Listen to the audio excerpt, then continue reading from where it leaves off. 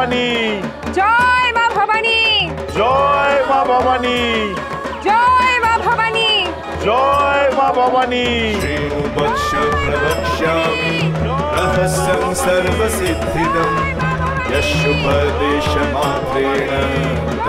सिद्धिर्भविष्यति।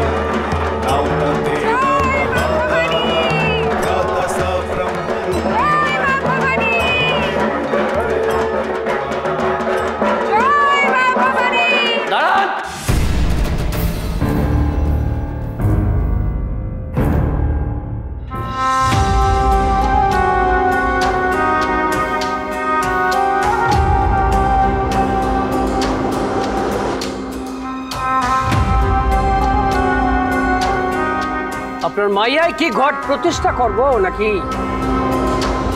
আগে হ্যাঁ পণ্ডিত মশাই, ভবানী মায়ের বড়ই ইচ্ছে।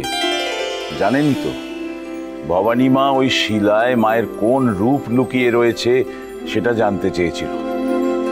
মা নিজে ওকে স্বপ্ন দিয়েছেন, তারপরেই ছাতিনায় উত্থিত হয়েছে।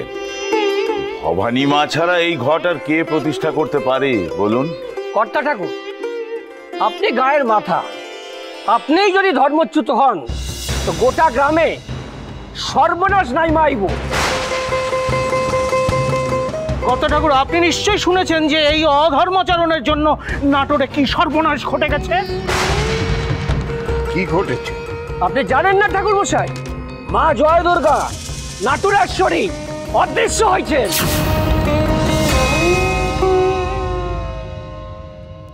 সে কি, মা মন্দির থেকে অদৃশ্য হলেন? তবে আর কি বলছি মা, আর এক্ষেত্রে মেয়ের হাতে ঘট প্রতিষ্ঠা, ছি ছি ছি ছি, তো ধর্মবিরুদ্ধ কাজ। আমরা সবাই এর ঘোর বিরোধী। কিন্তু পণ্ডিত মশাই, আমার ভবানী মা তো আর যে সে মেয়ে নয়। ওর জন্মের সময় এই ছাতিনায় কি চমৎকার কাণ্ড ঘটেছিল সেটা নিশ্চয়ই সকলের মনে আছে। বাহ কর্তা ঠাকুর, আমরা সবাই এখানে ভালো মুখে ধর্মের কথা বলতে এলাম, আর আপনি সুপরামর্শটা নিলেন না। এবার তো আমাদের জোর করে বাধা দিতে হবে।